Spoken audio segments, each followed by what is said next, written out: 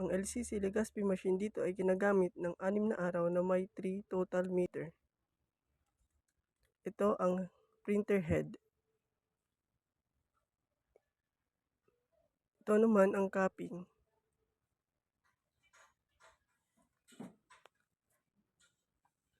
Head clean.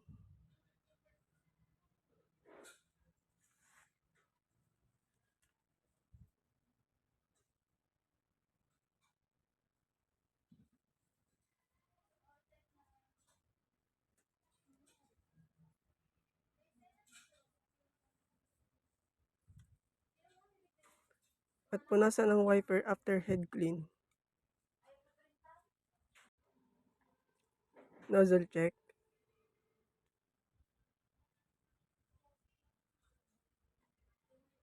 Ang ink system ay tama lang. Ang waste tank ay nalinis noong Sabado. Ito ang AVR at ang ground wire. Nandito ang stocks namin ng used, unused, kulang kami sa CMYK. Ito ang records ng mga nagamit CMYK, daily output, at checklist.